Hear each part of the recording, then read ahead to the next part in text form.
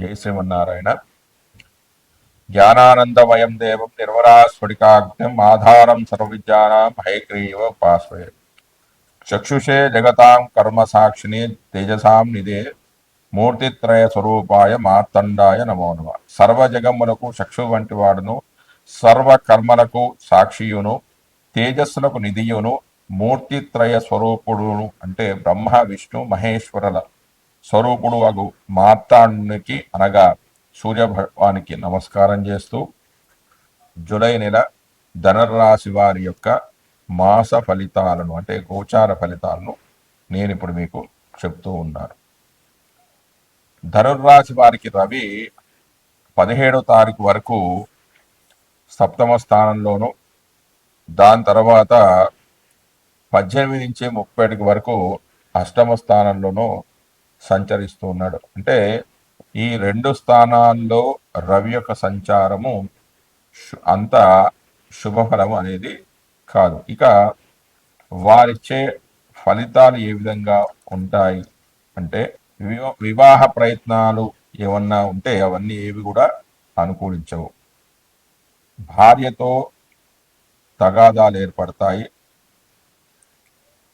ప్రయాణాల్లో కొన్ని ఇబ్బందులు అవుతాయి. కొన్ని అనుకోకుండా సడన్గా ప్రయాణాలు ఆగిపోయి మళ్ళీ తిరిగి రావాల్సిన పరిస్థితి కూడా ఏర్పడుతుంది. బుద్ధి మాధ్యం అనేది ఏర్పడుతుంటే సరైన సమయాన్ని సరైన ఆలోచన రాకపోవడం అనేది జరుగుతుంది. వ్యాపారాలన్నీ కొంచెం మందకోడిగా సాగుతూ ఉంటాయి. డబ్బులు ఎక్కువగా ఖర్చు అవుతూ ఉంటాయి. శత్రుమూలకంగా ఇబ్బందులు ఉంటాయి. ఏ ప్రయత్నాలు చేసినా అందులో విజయాన్ని సాధించడం అతి కష్టంగా ఉంటుంది. విదేశాలకి ప్రయాణాలు కూడా చేస్తూ ఉంటారు. దాని తర్వాత కుజుడు యొక్క ఫలితాలు. కుజుడు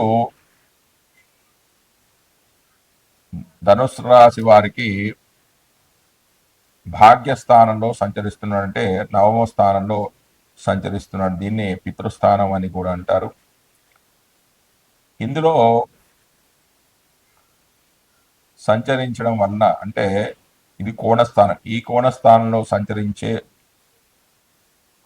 ఈ కోణస్థానంలో కుజుడు సంచారం వల్ల అంతగా శుభ ఫలితాలు జరగకపోవచ్చు. పరాక్రమం అనేది తగ్గిపోతూ ఉంటుంది. కొంచెం భయం అనేది ఆవరించి ఉంటుంది. ఏ పని చేసినా అందులో సంతృప్తి అనేది కలగదు. దుష్టుల సాంగత్యం అని ఏం చేస్తారు, చెడ్డ వాళ్ళతో స్నేహం చేయవచ్చు. శుభకార్యాలు ఆగిపోతాయి. దూర ప్రయాణాలు చేస్తారు. విదేశీ ప్రయాణాలు కూడా ఉంటాయి. అందులో కూడా కొంచెం ఇబ్బందులు అనేవి ఎదుర్కొంటారు. ఏది కలిసి రాకపోవడం జరుగుతుంది. గౌరవభంగం అనేది ఏర్పడే అవకాశం కూడా ఉంది. దాని తర్వాత బుధుడు యొక్క ఫలితాలు. బుధుడు ధనురాశి వారికి అష్టమ భావంలో సంచరిస్తూ ఉన్నాడు. అష్టమ భావంలో సంచరించే బుధుడు శుభ ఫలదాత. ఆయు పెరుగుతుంది అంటే మంచి ఆరోగ్యం కలుగుతుంది. అనేక రకాలైన సుఖాలను పొందుతారు. బంధువుల మరణాల ద్వారా కొంత ఆస్తి అనేది కలిసి వస్తుంది. అంటే లైఫ్ ఇన్సూరెన్స్ వంటి ద్వారా కూడా వీరికి డబ్బులు అనేది కలిసి వస్తుంది. మంచి భోజన సౌఖ్యం అనేది లభిస్తుంది. తమ్ముని యొక్క సోదరులు యొక్క బలం అనేది క్షీణిస్తూ ఉంటుంది. అంటే తృతీయం సోదర స్థానం కదా, అంటే తృతీయానికి 6వ స్థానం అష్టమం కనుక కాబట్టి తమ్ముని సోదరులను కూడా ఈ అష్టమ భావంలోనే పరిశీలించడం జరుగుతుంది. వాళ్ళు కూడా క్షీణిస్తారు. కలత్రంతో మంచి సౌఖ్యాన్ని ఎదుర్కొంటారు. అంటే భార్యాభర్తల మధ్య మంచి సంబంధాలు అనేవి ఉంటాయి. ప్రభుత్వ మూలకంగా కూడా గౌరవాన్ని పొందుతారు. అంటే సన్మానాన్ని కూడా పొందుతారు. అనుకోకుండా డబ్బులు వస్తాయి. అంటే కొందరు లాటరీలు గుర్ర పందాలు ఆడతారు. వీళ్ళకి ఈ ధనురాశి వారికి ఆ విధంగా కూడా డబ్బులు వచ్చే అవకాశం ఉంది. అంటే అందులో పెట్టమని నా యొక్క ఉద్దేశం కాదు. ఒకవేళ ఆ వ్యసన పరులు ఎవరన్నా ఉంటే వాటి ద్వారా కూడా వారికి ధనం అనేది లభిస్తుంది. మానసిక స్థిరత్వం అనేది ఏర్పడుతుంది. మంచి వాళ్ళతో స్నేహం అనేది చేస్తారు. దాని తర్వాత గురుడు యొక్క ఫలితాలు. గురువు ధనురాశి వారికి సప్తమ స్థానంలో సంచరిస్తున్నాడు. సప్తమం అనేది గురుడికి గోచారిత్యా మంచి శుభస్థానం. ఈ సప్తమంలో సంచరించే గురుడి వల్ల ఈ సంవత్సరంలో వృశ్చిక రాశి వారు ఎవరైనా ఉంటే వారికి అంటే జాతక చక్రంలో కూడా గురువు మంచి స్థానంలో ఉండాలి. అలా ఉన్నట్టయితే వీరికి వివాహ ప్రయత్నాలన్నీ కూడా మంచిగా అనుకూలిస్తాయి. భార్యాభర్తల మధ్య అన్యోన్యత అనేది పెరుగుతుంది. వివిధ రకాలైన ప్రయాణాలు చేస్తారు. వ్యాపార మూలకంగా ధనం కూడా లభిస్తుంది. అన్నింటా విజయాన్ని సాధిస్తారు.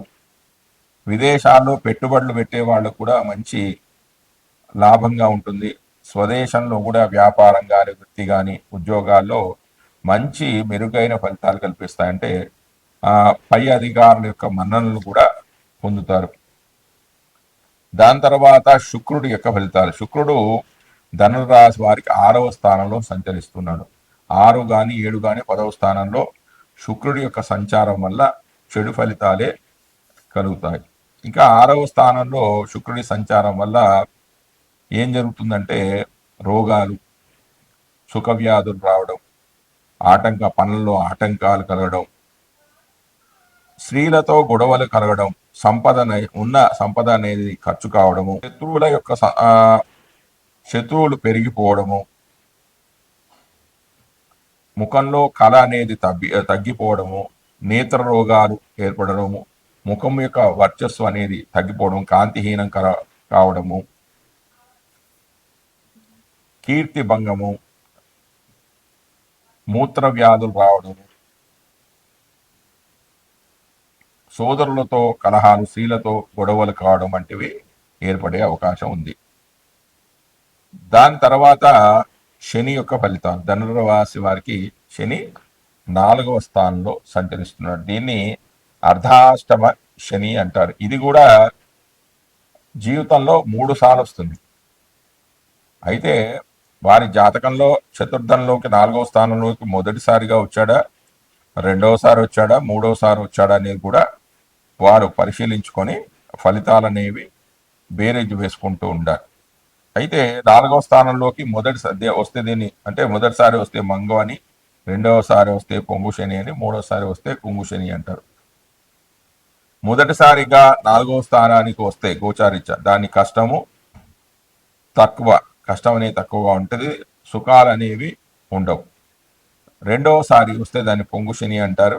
ఇలా వస్తే ఫలితాలు ఏంటంటే మనోచింత, స్త్రీలకు ధన సంతాన లాభం అనేది కలుగుతుంది. స్త్రీలైతే వారికి ధనము సంతానము కలుగుతుంది. ఆ విధంగానే బంధు బహిరంగ అంటే మిశ్రమ ఫలితాలు కూడా కలుగుతాయి. ఇక 3వసారి వస్తే దాన్ని కుంభు శని అంటారు.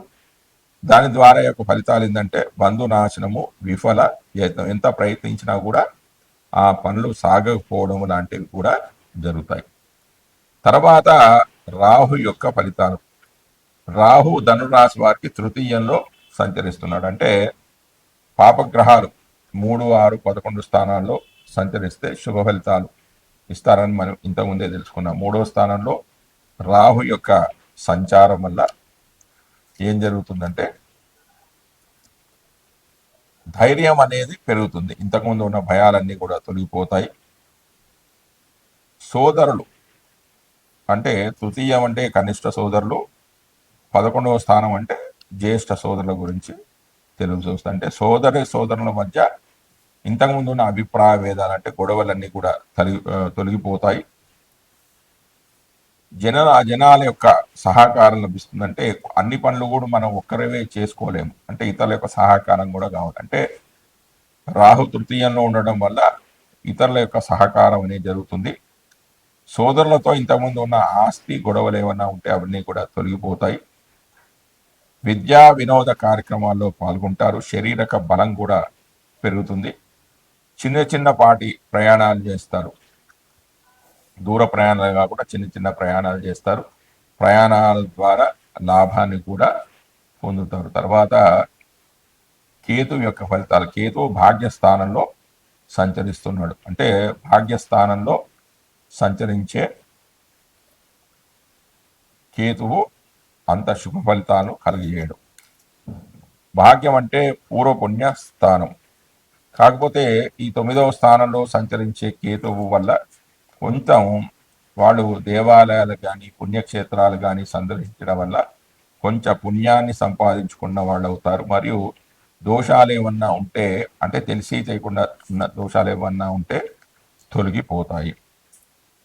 దాన ధర్మాలు, తీర్థయాత్రలు చేస్తారు. డబ్బులు అనేవి చాలా ఖర్చు అవుతూ ఉంటాయి. కానీ మన సంచలనంగా ఉంటుంది. బుద్ధిమాంద్యం అనేది ఏంటంటే ఆలోచన అనేది ఒక సరిగా ఉండదు. ఏ పని చేసినా కూడా అందులో సంతృప్తి అనేది ఉండదు. దుష్టుల యొక్క సావాసం చేస్తారు. కానీ ఇందులో శుభకార్యాలు అనేవి జరగవు. తండ్రి ద్వారా ఏదైనా ఆస్తి సంక్రమించినా, డబ్బులు ఏమైనా వచ్చినా అవన్నీ కూడా ఖర్చు అవుతూ ఉంటాయి. కొంచెం చిరాకు, వైరాగ్యం వంటివి ఏర్పడుతూ ఉంటాయి. జయ శ్రీమన్నారాయణ. ఆదిత్యాయ సోమాయ మంగళాయ బుధాయ చ గురు శుక్ర శనిభ్యచ్చ రాహవే కేతవే నమః. ఇప్పుడు ఈ వీడియోలో 9 రాశుల వారి యొక్క పరిహారాల గురించి చెప్తున్నాను. అంటే రెమెడీస్ గురించి చెప్తున్నాను. ముఖ్యంగా సూర్యుడు జయానికి, అభివృద్ధికి కారకుడు. అంటే సక్సెస్ కావాలి, డెవలప్మెంట్ కావాలి. అంటే ఎక్కడ వేసిన గొంగలు అక్కడే ఉంది. మాకు జయం కావాలి, అనుకున్న పనులు కావాలి, చేసే పనులు వృత్తులలో కూడా అభివృద్ధి అనేది సాధించాలి అంటే రవికి సంబంధించిన పరిహార మార్గాలు చేసుకోవాలి. అవి ఏంటంటే ఆదిత్య హృదయ పారాయణము, లేకపోతే రుద్రాభిషేకము, సూర్య దేవాలయ దర్శనము చేసుకోవాలి. అంటే మేము చదువుకోలేమండి, ఇంకా ఏమైనా పరిహారాలు ఉంటాయా అంటే రాగి వస్తువులు కానీ, లవంగం కానీ, దాల్చిన చెక్క కానీ, కేసరి, అల్లము, యాలకులు, మిరియాలు, గోధుమలు. అంటే గోధుమలు హోమంలో వాడవచ్చు లేదా దానంగా ఇవ్వచ్చు. ఈ పరిహారాలు చేసుకున్నట్టయితే రవి భగవాన్ యొక్క అనుగ్రహం వల్ల మీ పనుల్లో జయం కలుగుతుంది, డెవలప్మెంట్ కూడా ఉంటుంది. తర్వాత గ్రహం చంద్రుడు. చంద్రుడు యొక్క ముఖ్య కారకత్వం ఏంటంటే మోసం, అంటే మోసపోవడం, నష్టం, మార్పులు, ప్రయాణము, మనసు ప్రశాంతంగా ఉండడం. అంటే చంద్రమా మనసో జాత అంటారు కదా, అంటే మనసుకు కారకుడు చంద్రుడు. అంటే మానసిక ప్రశాంతత ఉండడానికి, ప్రయాణాలు చేసినా కూడా సుఖవంతమైన ప్రయాణాలు కావడానికి, ఎప్పుడు కూడా ప్రశాంతంగా ఉండడానికి, చంద్రుడికి సంబంధించిన వ్యాపారాలు చేసేవారికి అంటే వ్యవసాయ రంగము, పాలు, దాని ఉత్పత్తులు, ఆహార పదార్థాలు, రసాయన వస్తువులు, నూనె వ్యాపారము, కిరాణా కొట్టు, బేకరీ, పశుగ్రాసము, ప్రయాణము, సముద్ర ఉత్పాదిత వస్తువులు, జ్యోతిష్కులు, కంపౌండర్లు, నావికులు, చాకలి వాళ్ళు, వీళ్ళందరూ కూడా ఇందులోకి వస్తారు. అంటే వారి వృత్తులలో మంచి అభివృద్ధిని సాధించడానికి ఏం చేయాలంటే పార్వతీదేవి యొక్క ఉపాసన కానీ, లలితాదేవి ఉపాసన కానీ, సౌందర్య లహరి అనే మంత్రాన్ని కానీ, శ్రీ లలితా అర్చన కానీ చేసుకున్న, తిరుపతి వెంకటేశ్వర స్వామిని దర్శించిన చాలా మంచిది. ఇంకా ఉపకరణాలు ఏంటంటే ఉప్పును కానీ, ఉప్పు, బియ్యము, పాలు, పెరుగు అన్నం, దద్దోజనం, వెండి కానీ, ఈ బియ్యం అనేది దానం చేయవచ్చు లేదా హోమంలో కూడా వాడవచ్చు. ఈ పరిహారాలు చేసుకున్నట్లయితే చంద్రుడి యొక్క అనుగ్రహానికి పాత్రలు అవుతారు. దాని తర్వాత కుజుడు ముఖ్యమైన కారకత్వం ఏంటంటే కోపం, కలహాలు, అహంకారము ఉంటుంది. అంటే స్త్రీలకు వివాహ కారకుడు ఎవరంటే కుజుడు. పురుషులకైతే శుక్రుని చూస్తారు, స్త్రీలకైతే కుజుడిని చూస్తారు. అయితే ఈ కోపం తగ్గడానికి, గొడవ పెట్టుకునే ఆ నేచర్ అనేది, ఆ స్వభావాన్ని పోవడానికి, అహంకారం లేకుండా ఉండడానికి ఏం చేయాలి అంటే కుజుడికి సంబంధించిన పరిహార మార్గం ఏంటంటే అంగారకుని గుడికి వెళ్ళడం, కుమారస్వామి గుడికి వెళ్ళడం అంటే సుబ్రహ్మణ్య స్వామి, స్కంద పురాణం చదువుకోవడము, వెల్లుల్లిపాయ అనేవి దానం చేయడము, ఉల్లిపాయ, ఎర్ర మిరపకాయలు, రాగి లోహము, ఎర్రపప్పు అంటే వాటికి సంబంధించిన పురాణాలు కూడా ఉన్నాయి. అది మనం ఇంకో వీడియోలో తెలుసుకుందాం. రాగి లోహము, ఎర్రపప్పును హోమంలో వాడవచ్చు లేదా దానంగా కూడా ఇవ్వవచ్చు. దాని తర్వాత అంటే ఈ పరిహారాలు చేసుకున్నట్టయితే కుజుడి యొక్క అనుగ్రహం వల్ల కోపం అనేది తగ్గుతుంది, కలహాల జోలికి వెళ్ళరు, స్త్రీలకు కూడా చాలా అనుకూలంగా ఉంటుంది, వాళ్ళకి వివాహ ప్రయత్నాలు కూడా అనుకూలిస్తాయి. దాని తర్వాత బుధుడి యొక్క ఫలితాలు, ముఖ్యంగా బుధుడు ముఖ్య కారకుడు ఏంటంటే విద్యకు, స్నేహానికి, వ్యాపారానికి కారకుడు బుధుడు. అయితే మంచి విద్య లభించాలి, మంచి స్నేహితులు లభించాలి, వ్యాపారాలు అనుకూలంగా సాగాలి అంటే బుధుడికి సంబంధించిన ఏ పరిహారాలు చేసుకోవాలంటే శ్రీకృష్ణుని దేవాలయం సందర్శించడం, శ్రీమన్నారాయణుని దేవాలయానికి వెళ్ళడం, నారాయణ మంత్రాన్ని చదువుకోవడం అంటే విష్ణు సహస్రనామ పారాయణం, తర్వాత పెసలు దానం చేయడం, పంచలోహాలు దానం చేయడం. ఇక పెసలు హోమంలో వాడవచ్చు లేదా దానంగా కూడా చేయవచ్చు. ఇలా చేసినట్టయితే మంచి ఉన్నతమైన విద్య లభిస్తుంది, మంచి స్నేహితులు లభిస్తారు, వ్యాపారంలో లాభాలు అనేవి ఉంటాయి. దాని తర్వాత గురుడు యొక్క ఫలితాలు, గురుడు యొక్క ముఖ్య కారకుడు ఏమంటే జీవకారకుడు, పురుషులకి జీవకారకుడు అంటే మంచి భాగ్యము, జీవితం ఏ ఇబ్బందులు లేకుండా జరగాలి అని అంటే ఏ కష్టాలు లేకుండా జీవితాంతం మంచిగా సుఖాలు ఉండాలి అంటే దానికి ఏం చేయాలంటే ఏదైనా దేవాలయానికి వెళ్ళండి, ఏదైనా దేవాలయం అంటే దక్షిణామూర్తి కానీ ఆలయానికి వెళ్ళండి, గురు స్తోత్రాన్ని చదువుకోండి, మీ గురుదేవుల మీకు ఇష్టమైన గురువులు కానీ మీ విద్య నేర్పించిన గురువులకు కానీ మీకు తోచినది దానం చేయండి. టెంకాయ దానం చేయండి, లేకపోతే వక్కలు, తేనె, నెయ్యి, బంగారము, శనగలు దానం చేయండి. ఈ శనగలు హోమంలో వాడవచ్చు లేదా ధనంగా కూడా ఇస్తే నిరంతరం కూడా ఈ పరిహారాలు ఎప్పుడు చేస్తూ ఉండాలి. గురువుకు సంబంధించిన చేసినట్లయితే అనుకోకుండా సంఘటనలు ఏమీ జరగకుండా మీ జీవితం అనేది సాఫీగా చాలా సంతోషంగా సాగిపోతూ ఉంటుంది. దాని తర్వాత శుక్రుడు ముఖ్యంగా భార్యకు, వివాహానికి, సంపదలకు, ధనానికి ఈ శుక్రుడు కారకుడు. మంచి భార్యాభర్తల మధ్య మంచి అనురాగం ఉండాలన్నా, వివాహం అయిన తర్వాత వారిద్దరు కూడా మంచిగా ఉండాలన్నా, సంపదలు పెరగాలన్నా, ధనం లభించాలి అన్నా కూడా ఏం చేసుకోవాలంటే లక్ష్మీ మందిరానికి వెళ్ళండి, అంటే అష్టలక్ష్మి ఆలయానికి వెళ్ళండి. తర్వాత శ్రీరంగం దర్శించండి, శ్రీ స్తోత్రాన్ని చదువుకోండి.